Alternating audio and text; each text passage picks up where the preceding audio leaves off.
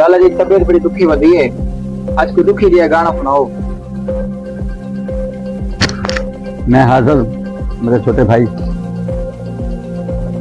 कुछ उंज भी रावाखियां सन ते कुछ गल विच गम दा तोक भी सी,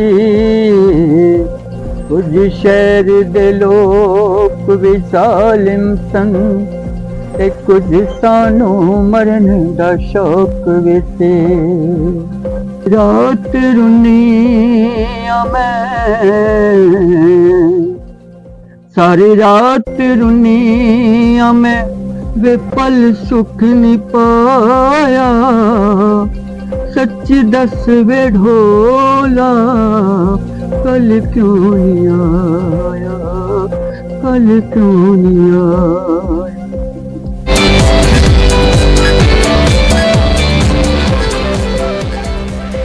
रात रुनिया मैं सारी रात रुनिया मैं वे पल सुख नहीं पाया, सच दस वे ढोला कल क्यों नहीं आया, कल क्यों नहीं आया। वाह वाह वाह वाह जी नाजरीन, तो साडे पे वे झोंक टीवी एचडी और मैं तो अपना मेजबान रिजवान हुसैन। नाज़रीन इवें गुजरते पे ऐसे आवाज सुनिए लाला अताउल्ला ईसा खिलवी तरह इवें एक शख्स गांदा बैठा ही, दर्दनाक आवाज आई तो मैं कहा चलो इन्हां नाल थोड़ी जी गपशप भी करने हैं और इन्हां ते कुछ गामड़े भी सुनते हैं। अस्सलाम वालेकुम भाईजान। वालेकुम सलाम। क्या हाल चाल है सही? अल्हम्दुलिल्लाह। तुम्हारी आवाज इतना दर्द क्यों है?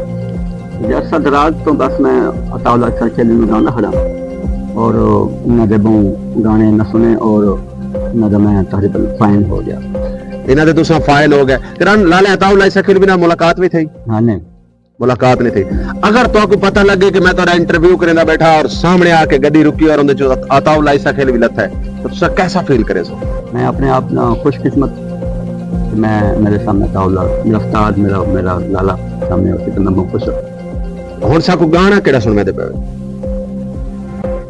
गए दिल लाख विच नचिया माया वे, झूठियां कसमां खाके मेरे आ माया वे, किथे गए दिल लाके, किथा गए दिल लाके चन्ना जिया माहिया वे। अच्छा कोई भी गाना सुनाओ। वगदी रावी विच हाय वगदी रावी विच सुटां मेंदियां, हाय सुटां मेंदियां तेरा ढोला बड़ा सोना मैनू सैयां कहंदियां, वे बोल सावल वे बोल सावल वे बोल सावल। अच्छा कितने गावने जेड़े लाला अताउल्ला ईसा खिलवी साहब दे तो कोई याद है? हाँ तकरीबन मैं 40-45 तो हो 40-45 गावना तो कोई याद है। कर ख्वाहिश नहीं की वन के मिलन दी? बहुत दफा ख्वाहिश की लेकिन कारोबारी लिहाज नाल टाइम कोई नहीं इतना। आजकल तुम्हें पता है कि हालात महंगाई टाइम कोई। अच्छा तुसा प्रोफेशनल गुलकार बनना चाहते वे? देखो आइडिया का शौक तो है लेकिन सारी आवाज इस काबिल है। ई टाइम तक झोंक टीवी ते जितने दोस्त रहते बैठे यकीनन दोस्त आपको शेयर भी करे सन, लाइक भी करे सन, कमेंट्स भी करे सन। और लाला अताउल्ला ईसा खिलवी एक वाहिद ओ सिंगर है जिको सरायकी वसेब दे विचों यानी इंटरनेशनल लेवल ते भी कुछ आना वेंदा है। और लाला अताउल्ला दे परस्तार आज तुसा दे दियो सो कि अक्सर साकू ट्रकां दी बैक साइड दे उत्ते भी लाला अताउल्ला दी तस्वीर नजर आंदी है, होटलां दे उत्ते भी लाला अताउल्ला दे नाम ते। यानी लाला अताउल्ला ईसा खिलवी एक ऐसा सिंगर है कि जे दे चाहण वाले दुनिया दे हर मुल्क दे विच मौजूद हैं। बिल्कुल बेशक। इनका एक अच्छा गाना है मैं जनाब ने सुना था जी। बेवफाई तेरा मुस्कुराना, बेवफायूं तेरा मुस्कुराना, अरे भूल जाने के काबिल नहीं है, बेवफायूं तेरा मुस्कुराना। लाला अताउल्ला अक्सर जिले गांदा है तो पेटी पिछों क्यों रख बांधा है? ये उनकी एक अच्छी अंदाज है, और वो जब गाते हैं अताउल्लाह ईसा खिलवी तो कोशिश करते हैं कि वो उस पेटी की आवाज़ में खो जाएं और अपने आप को वो वहाँ नहीं पाते, वो कहीं और होते हैं। वो कहीं और होते हैं। अच्छा, ये दसेसो के लाला अताउल्लाह दा नाल इतनी मोहब्बत करना, चोला भी में पाता है, लेकिन मोटे ते शाल कोई नहीं। हाँ, ये बस ऐसे दोस्तों में आए और दोस्तों में आके बैठ गया। आप मुझे पर्सनल तौर पे बुलाएं तो फिर मुझे सोचने का मौका दें। जी नाज़रीन, बिल्कुल इन्हें को पर्सनल तौर पे भी सरेसो, क्योंकि ऐसा थे मैं गुजरते पे ऐसे थे, मैं आवाज सुनिए ते आवाज जड़ी है ना इनमें बस क्या बात है। अच्छा, एक गाना है लाला अताउल्लाह दा, दिल लगाया था दिल लगी के लिए, मैं चाहता कि थोड़ी और सा को सुनाओ। कैसी गलती शबाब कर बैठा दिल मेरा इंतखाब कर बैठा, ये समझ कर के जिंदगी तुम हो जिंदगानी खराब कर बैठा, दिल लगाया था दिल लगी के लिए, बन गया रोग जिंदगी के लिए, दिल लगाया था दिल लगी के लिए, आपकी मांग में सितारे हैं, आपकी मांग में सितारे हैं, हम तरसते हैं रोशनी के लिए, दिल लगाया था दिल लगी के लिए, दिल लगाया था दिल लगी के लिए, बन गया रोग जिंदगी के लिए, जमाना कुछ भी कहे उसका एहतराम न कर, जमाना कुछ भी कहे उसका एहतराम न कर, जिसे जमीर न माने उसे सलाम न कर। लाला अताउल्लाह दा ये शेर मेरे को जाती तौर पे बड़ा पसंद है। अच्छा, ये दसेसो के बकायदा तौर पे कोई उस्ताद भी है, कहीं को मौसीकी सीखी भी है? मेरा उस्ताद अताउल्लाह खिलवी, मेरा उस्ताद अताउल्लाह खिलवी, और मैं मुझे गाने सुन के ना दिमाग दिलो दिमाग से छाए।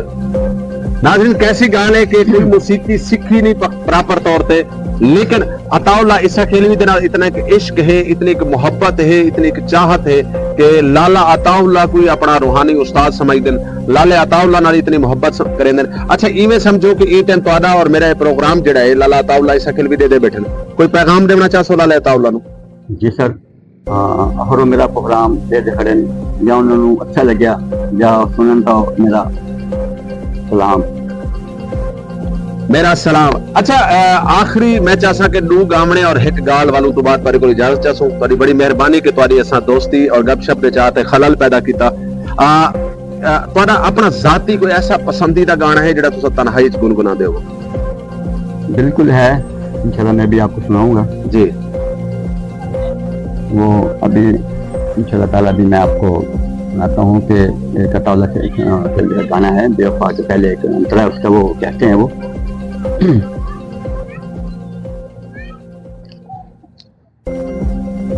मैं अभी कोशिश कर रहा हूँ याद करने की। जी बिल्कुल, कर गिनो उतनी देर को भी सुना रहे हो। इतने गाने हैं, इतने गाने याद हैं, कोई इतना जो मैं सुनाना चाह रहा हूँ मेरे दिल पे, मैं आधा उतनी देर को भी सुना दो वाल तो कोई याद आवे दे। एथेवा मुंदरी दथेवा, एथेवा मुंदरी दथेवा, सारी उम्र करम तेरी सेवा, नी ख्वाब विच आन वाली है, नी ख्वाब विच आन वाली है, एथेवा मुंदरी दथेवा। वाह। अच्छा, लाला अताउल्लाह करन तोरे ख्वाब विच आए? हाँ, नहीं आया। अच्छा, बड़ी मेहरबानी, बहुत शुक्रिया। तुम्हारा नाम क्या है?